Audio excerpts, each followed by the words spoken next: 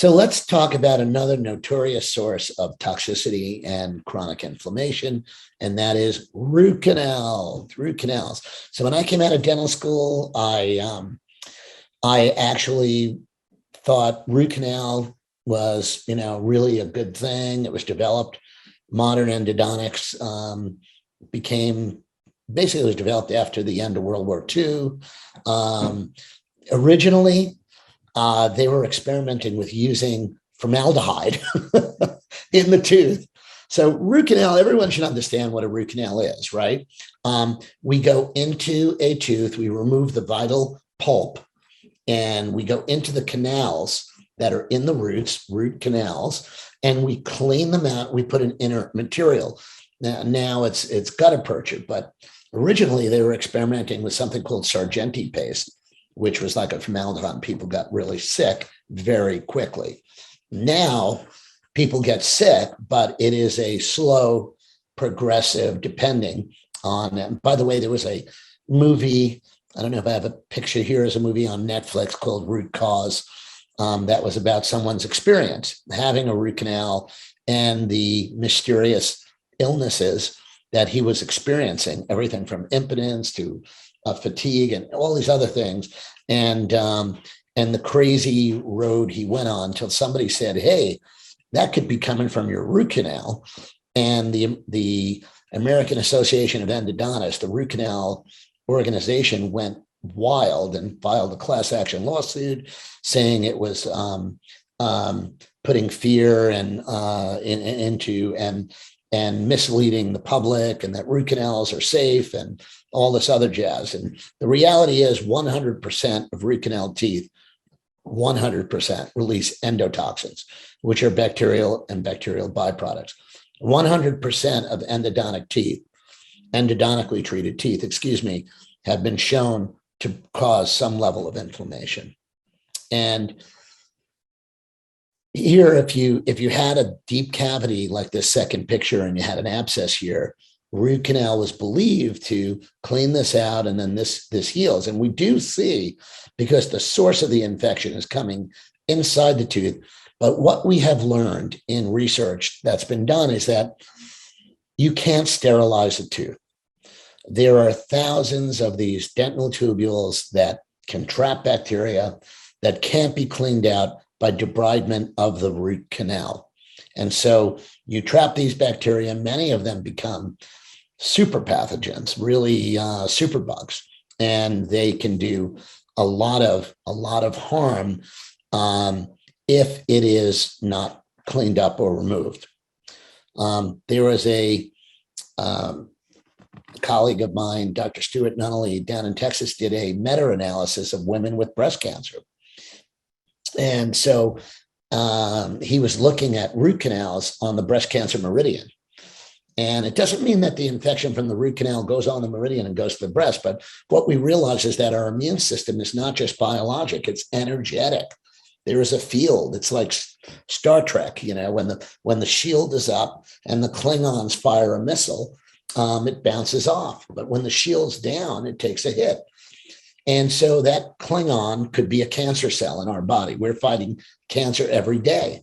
When our shield is up, we don't get cancer. When our shield is down, lots of things can happen. So think of it like that. Our teeth are like the circuit breakers for the electrical panel box of our body. And when you pop a breaker because of infection or inflammation, that reduces that immune response. The shield goes down. So how root canal could be making you sick. I'm going to give you what the American Association of Endodontists say. They claim root canals are safe. They say enough of the tissue is removed, the body's immune system can better get on top of any existing infection. We know that that's not true when the immune system is compromised. And there are approved substances to fill the tooth. Yes, we don't use formaldehyde, and we're using other ultrasonic means and even lasers to clean out the teeth, and that there's no other suitable options. And so the dentists who claim root canals are not great say, one, there's no way to completely remove all the dead tissue from the tooth, because I talked about the porosity of a tooth. Your tooth is like a sponge.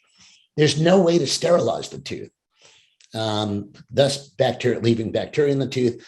And the materials used to fill the hollowed out tooth leak and cause problems downstream. All of those are true, and all of those have been documented in research. The American Association of Endodontists states that there's no evidence that root canals could be linked to cancer or any inflammatory diseases. That is just really bonkers, because the reality is you can't make a blanket statement like that. So endotoxins and bacteria are present in 100% in this study back from 2007 of the initial samples. High values of endotoxin were still present in the root canal after 7 days of chemomechanical treatment, the conventional root canal treatment, and disinfection of the tooth. There's another study from 2015, chronic asymptomatic inflammatory lesions around the apex of a tooth with a necrotic pulp or insufficient root canal. It can develop unnoticed by the patient, and many dentists I put in there, and remain so for years. This was the documentary about root canals. You could probably go to YouTube and look this up, root cause.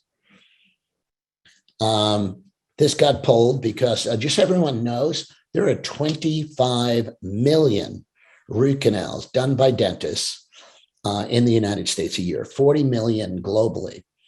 A root canal averages over $2,000 per treatment. Dental insurance covers it. If you're lucky to have some insurance, even though dental insurance is terrible. But you have $2,000 times 25 million. I don't know where that goes. I think it's bigger than the national debt. But anyway, that's the amount of money at stake if we nix root canals as a health option for the patient. So you could bet that they're a dentist. This is all they do. This is their specialty as endodontists.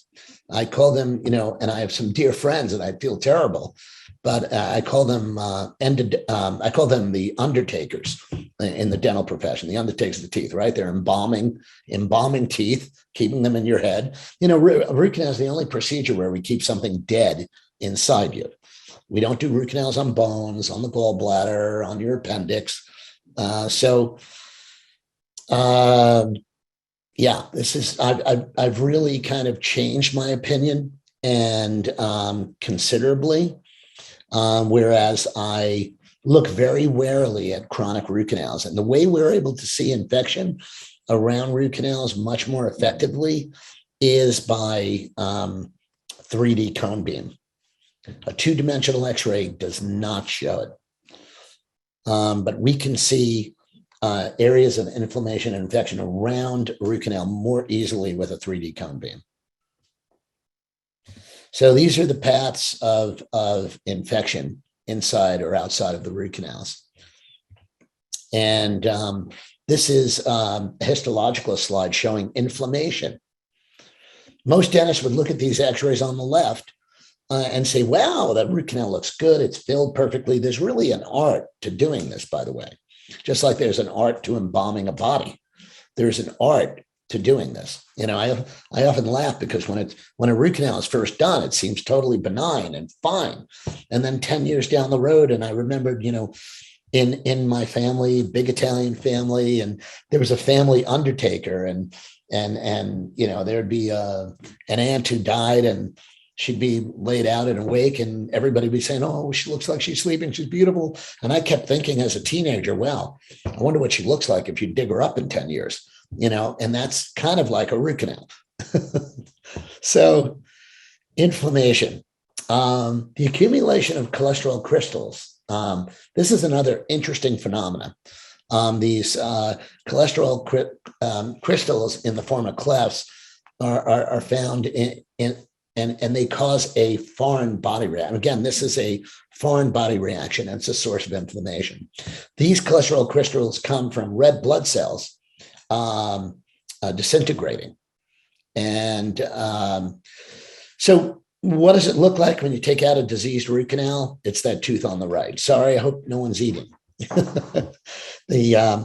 We see some really disgusting things when we take out an infected root canal. Sometimes this is called scar tissue, and the reality is no, many times it's this.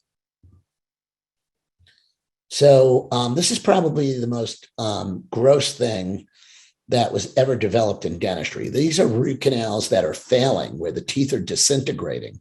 And there's a procedure called an apicoectomy. If a dentist ever recommends an apicoectomy or retreating your root canal, I want you to get up out of the chair and run out the door, because more than, I would say, greatest percentage are going to fail. So here is a ridiculous, hopeless attempt at saving a root canal. But what's being done here? They cut the gum, flap it back, drill out the infected, diseased end of the tooth, which is often this part to the right here. And then they go in and they stick amalgam, mercury, into the bone to seal the end of the root. And it's called a retrograde filling. That's what we're taught in dental school. Fortunately, a lot of endodontists don't do these anymore, and they'll be advising you to get them out and do an implant, and they'll stick a titanium implant. And my recommendation from this talk is opt for ceramic, zirconia. Here is a root canal infection, and here's the infection draining into the nerve and blood supply, causing cavitation. That's what you see on 3D, everyone. This is what you see on a 3D scan. There's a book written by a colleague of mine, Robert Kulas. He and I were in dental school together. He was a great, very talented dental student. We were class presidents. He was a few years younger than me. I was president of my class, and he was president of his class. He was a leader, really loved dentistry, and they took his license away because of this book. They took his license away because he was speaking about the dangers of root canal.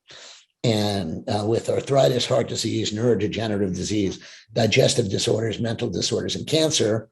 And Thomas Levy is a medical doctor, is also a lawyer, who is been an author with this book. But yeah, he was, Bob was recommending getting your root canals removed. And just for the fact that he was doing that a number of years ago, they went after him for his license. And really disgusted by that, because he had, and there is enough research that exists out there to support offering the patient an alternative to root canal. And if a patient wants a root canal, that's fine. They're not going to get it in my office. They can see an endodontist, but we always offer, we're required by our standard of care under the state education department for us to offer patients options to treatment. And that's exactly what we do. But I like to educate and teach. And that's why I'm on this program today with you. And I really think this is one of the most phenomenal programs that I've ever participated in, because of the large number of doctors and professionals and experts and information that all of you are getting.